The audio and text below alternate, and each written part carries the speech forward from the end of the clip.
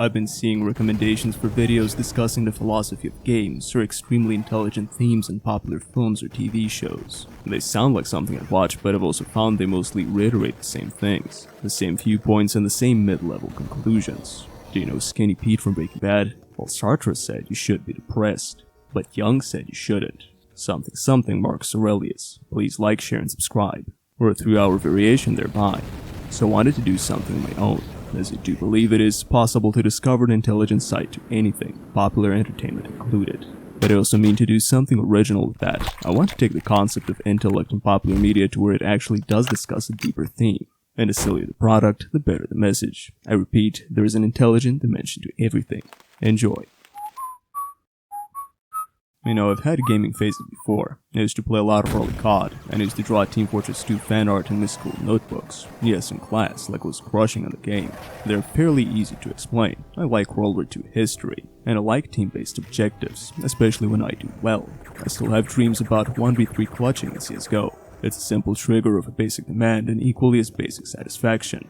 But I can't say the same of Duke Nukem 3D. There's nothing as straightforward about its appeal. It is just a retro FPS. It is a classic, yes, but it has very little to show for it. Its community is nothing like the communities of Half-Life or Doom. It has never had its model revival. Its setting is without any real story or lore, nor does the gameplay revolve around complex skill sets for the player to master. There is really nothing to Duke to generate the obsession. Now don't get me wrong, it is a well-made game. The classic style of sprite-based gritty visuals holds up very well, doubly so when you add some very minor embellishments. The pacing is nearly perfect, and the gunplay is just right. Duke is the classic FPS. The genre peaks with it. It is one of the flukes of internet culture that Redditor-type channels treat it as a footnote in gaming compared to its peers. In another universe where things are closer to what they should be, I'm sure there are videos about Duke's environmental storytelling, the subtle foreshadowing of the first boss, and its invisible tutorials. I pick up the throwable explosive while I'm in the vent, and right below me, there are pickpots. I know exactly what to do now, without a pop-up tutorial. It was so ahead of its time it predicted DeviantArt. The levels are big and uncommonly open. Environments look realistic. Parts of them are indestructible. Some Crisis style and others Battlefield style. In case you didn't notice, enemies are also destructible. You can interact with many of the items laid out. Much better. That recovers health, by the way. It even has working mirrors. Keep in mind if this is in 1996. But consider this part. In the second level, Duke gets captured. You're having a great time in your power fantasy when these bars descend upon you out of nowhere. Right after that scene, he gets the electric chair. It isn't a cutscene, by the way, you just wake up being zapped. He breaks out and he fights his captors unarmed. It's basically the beginning of Wolfenstein, but without the forced stealth.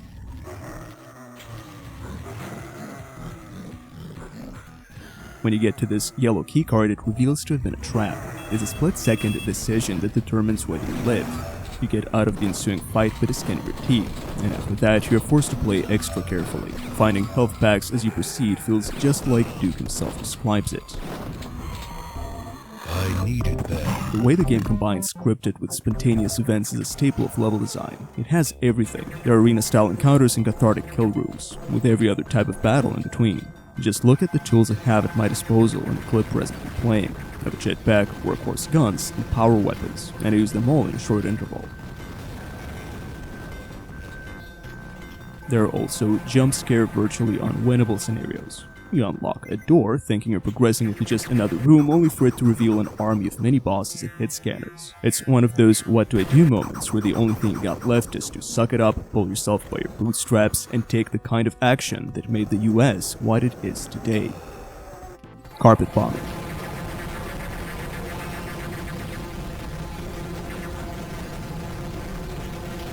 You get ambushed around most corners, and you're always in the edge of your seat, just in case there's a hit scanner waiting.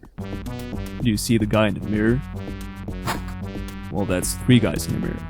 It is virtually horror gaming presentation, and it would be horror if you were anyone other than Duke. This spectacle, moreover, is in addition to the standard gameplay loop. You solve each map like a maze. It's simple key hunting and switch hunting with the occasional puzzle. You look for weapons, ammunition, and items, and you have a shootout at every few paces. The gunplay is satisfying enough to never really get repetitive, and the enemy variety shows mastery of visual and gameplay design alike. This level of quality is virtually impossible to match. Just consider how few modern retro-style shooters have even tried to emulate it, and then how many of them have actually succeeded. If you're expecting a review, there's your review. I absolutely recommend it. Just set up eDuke 32 before you play. It's well worth the extra 5 minutes. But here's the thing, I've played other near-perfect games too, some of which have become my personal favorites, and some of which I've covered in this channel, yet I don't feel nearly as attracted to them. I don't think mechanics alone have ever appealed to me that much. So I've been thinking, what is it about Duke that makes it special? What is it that most people who adore this game find so appealing? Why is Duke a cultural icon in spite of his main game being mostly forgotten? And whether you believe it or not, there is an essential philosophy behind Duke that is an actual philosophy. Simply put, it is the philosophy of reflection. The appeal we see in it tells us more about ourselves than the creators of the game might have meant to include in their product.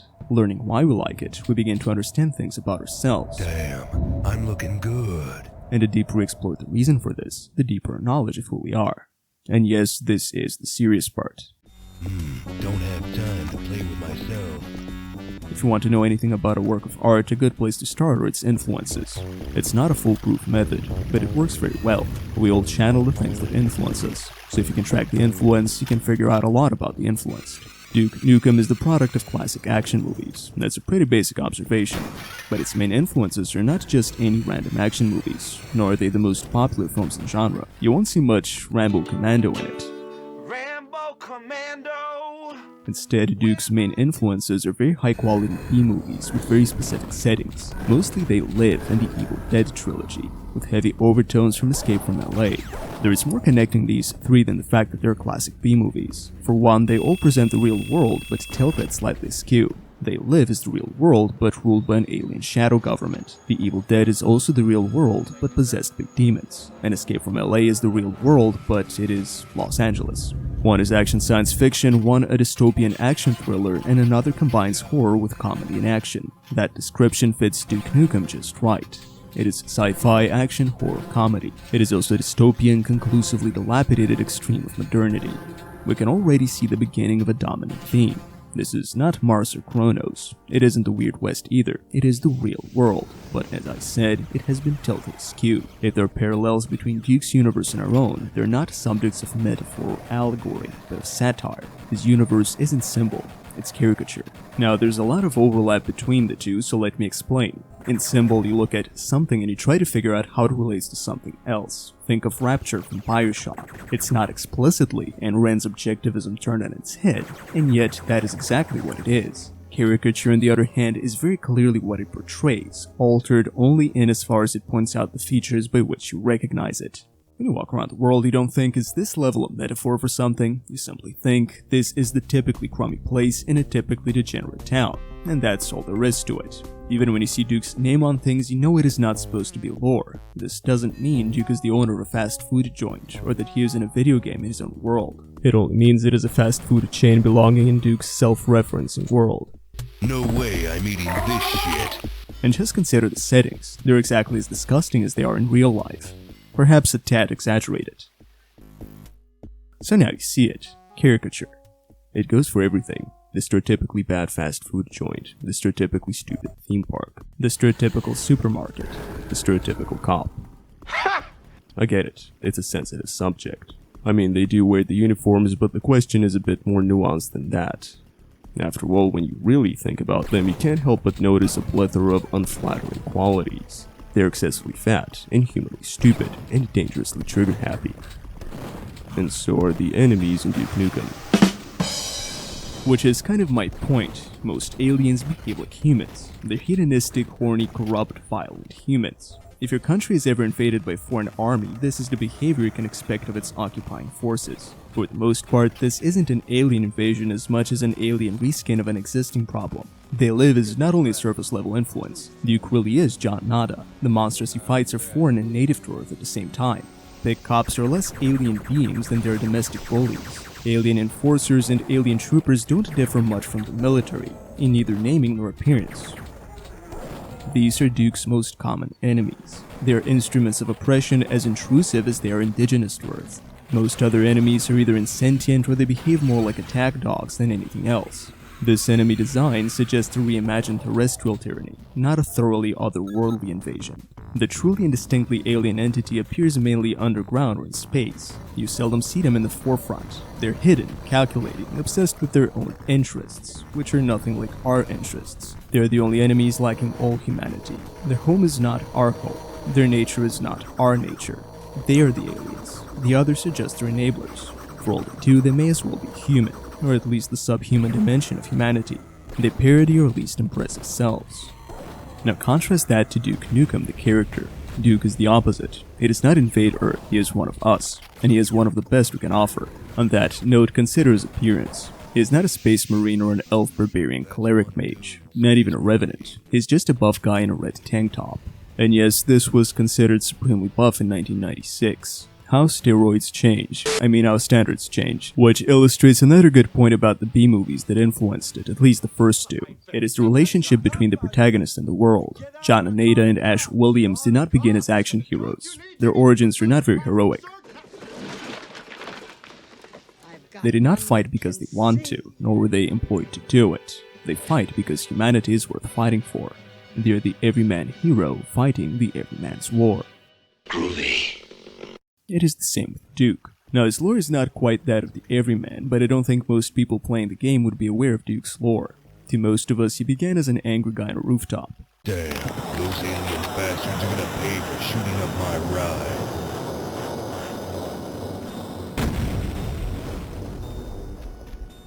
If you compare him to other boomer protagonists, he is the most likely person to see on the street. Even if you don't think he is relatable, you'll probably agree that most men want him to be relatable. If not a spitting image of the everyman, Duke is what the everyman aspires to be. He is the primordial 1990s proto-Chad. And if you don't agree, I'll let Duke himself explain it to you. I've got a peer-reviewed study right here that says... says you're a pussy. You should be able to see the pattern. You're the average person living his best life, and in so doing you fight against the worst of mankind. But not as an edgy misanthrope. You fight to save humanity, not destroy it. When I say Duke is masculinity incarnate, or I suppose masculinity in pixel, I mean it to the full extent. You may find it funny, but Duke is the archetype of the everyman's struggle in its most flattering iteration.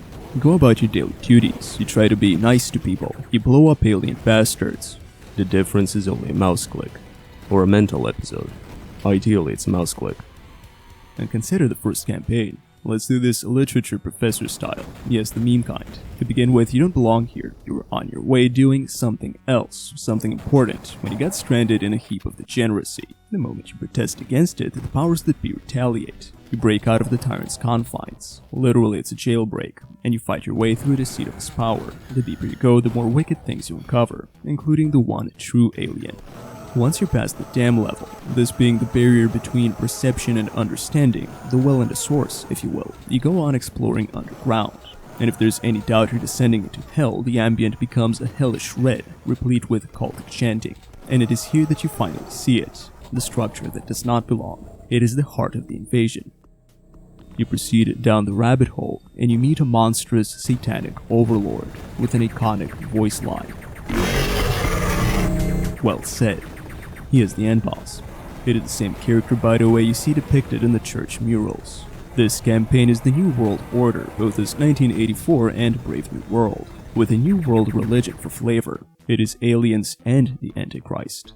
It really is They Live plus the Evil Dead, and I wouldn't downplay Escape from LA. The first campaign portrays total rule through degeneracy. It is also an enforced kind of degeneracy, employed to keep you dull and to reward submission alike. Keep in mind, there are people dancing and walking around freely. They don't mind the invasion. And the more layers of enforcement that you peel away, the more disgusting the core becomes. The more alien, the less comprehensible, the hungrier for power. Your only hope for triumph is your own effort. If you're not up to the task, either physically or intellectually, you will not succeed. The main antagonist is the one who calls himself the Battle Lord, like a feudal noble or a deity. Somebody fit to rule, somebody you're not supposed to question. He also wishes to steal your women, meaning he's a douchebag on top of that. I'm Duke Nukem, and I'm get the rest of you alien bastards. Now you may think I'm reading too much into it, and perhaps I am.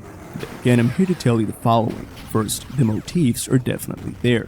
I'm not saying they're deliberate, I'm only stating that they're present. But even so, that is not the reason people like Duke. The game is not a cultural icon for being an analog to the New World Order. After all, none of the things that applied to the first episode apply to any of the others, at least not as consistently, yet I enjoy them no less. Besides, it goes for any game. If you like it for its story, you don't necessarily like the game. You like the story. The achievements of the game itself or its developers are in the gameplay and the presentation. And if you want to analyze a video game, it is there that you need to look. Gameplay and presentation. We've covered the presentation already, and the gameplay lines with it, and it brings the point to its true conclusion. You see, no matter the issues we observed regarding Duke's universe, the one thing that makes it appealing in spite of its crummy oppressive setting is that it ultimately makes sense. You can learn it, you can adapt to it, you get to make intelligent decisions in it, and there's always a way out. This level is fittingly named, It's Impossible. Near the end, you drop in the middle of a dangerous ambush. You're attacked literally from all sides in a tiny room with no cover. With your regular loadout, it certainly is impossible. But with some minor secret hunting, your arsenal becomes just good enough, not only to solve the problem, but to trivialize it. Learning weapons and enemies comes naturally, and it becomes rewarding right away, with all the many dilemmas of effectiveness versus preference. The chain gun stun locks enemies, but only if you're close enough for all of your bullets to land. By contrast, if you'd rather not risk it, the shotgun transforms combat into a certain dance between firing and getting in cover. It becomes almost a rhythm game. And when you're out of ammunition, you'll need to get daring. Resource management is an economy you can control. Personally, I like hurting enemies for a pipe bomb takedown, but I'd also rather waste a rocket than deal with turrets the right way. You'll need to decide for yourself if a situation warrants workhorse weapons or the big guns. There are as many good choices as there are bad, and that's true player freedom, even the freedom to mess up. I actually ended up fighting a boss with very low explosive ammo because of that. Do you remember this mini-boss section? Well, these guys become a frequent occurrence, but you adapt to them quickly, and instead of a surprise problem, they become just another piece of the puzzle. This is a thing even in good user-made maps. You don't think, oh no, there's a battlelord, now my soy latte is ruined. You don't think, I knew it was a good idea to save up the rockets. In every instance, it is your skill, foresight included, that determines the outcome. This gameplay is a meritocracy proper. And by skill, I don't mean something requiring practice or repetition. This isn't a sweaty, try-hard game you play to get good. It is a fun game you play to have fun, with a fairly easy to learn and fairly easy to just about master skill set. Keep moving, know your arsenal, know your enemy, think on your feet, take your blows, and stay groovy. Above all, Duke gives you a world where your decisions matter. Everything you do has a visible and lasting impact, even down to the explosive effects. Yes, jibs. This game is a manifesto on the psychology of jibs. That triggers something in us that accounts for the expectation of a deliberate cause and tangible effect. It is the same reason as why some people enjoy watching window cleaning videos, and why some of us enjoy weightlifting. We like seeing results. And Duke gives us results, exactly as we expect them. I'm not violent, I'm just productively minded. Ironically, in this sense, Duke's world makes more sense than the real world. Barring the literal alien invasion, we're not much better. We are ruled by degeneracy to the same extent. People are turning pig-like, if you will, operating on the lizard brain. Oppression is just another fact of life. And no, in this regard, there is no savior, no Duke figure, if you will.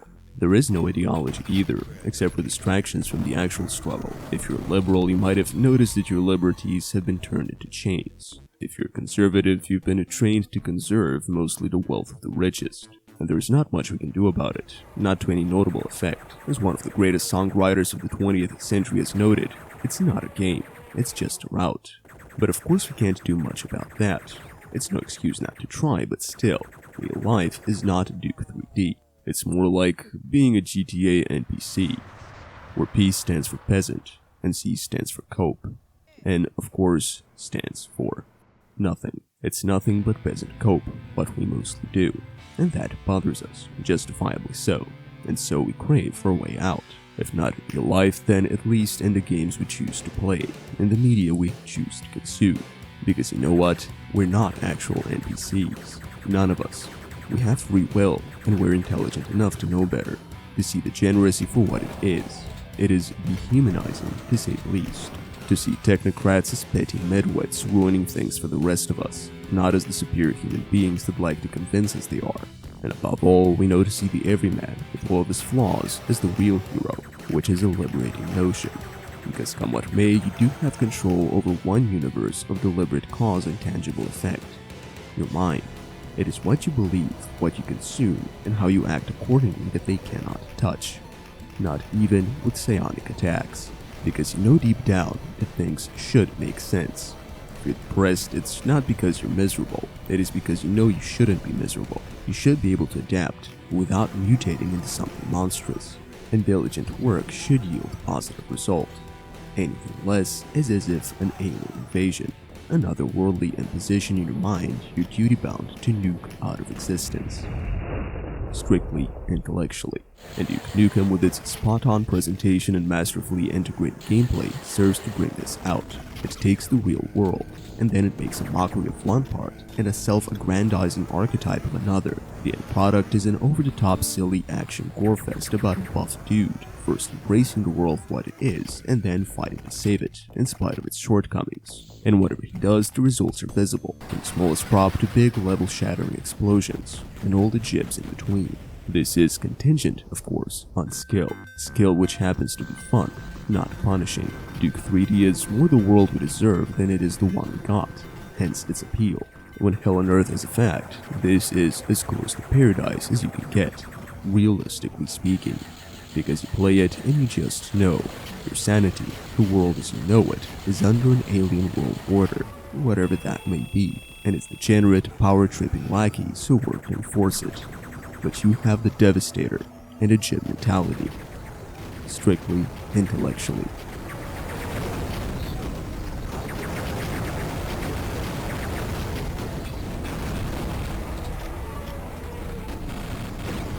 So next time somebody asks you why you like Duke Nukem, you tell them, because I'm a philosopher, and I'm all out of wisdom. What a mess. And speaking of wisdom, you know how reading books makes you wiser? Well, like that's just a thing. I have fiction, poetry, and essays, including the one that is 1/3 why AI is a problem. It's not what you think, by the way. You can get print, and you can get digital for far less. Another thing that makes you wise is intelligent conversation. And for that, I have a Discord server as well, so feel free to join. It is about as alive as the enemies on this level. Links are in the description. Take care, have a great rest of your day, and remember, there is an illiteracy machine hard at work. It is meant to turn the majority of mankind into the modern vernacular variety of peasant, the barely functional, uneducated idiot who knows but mindless toil and base pleasure, the drunk, dirty, debaucherous half-wit, next to whom a mid-witted monarch appears divine. It's from my latest book. It is highly quotable like that. Something something, Marcus Aurelius. Like, favorite, and subscribe. Game over. Thank you for watching. Peace.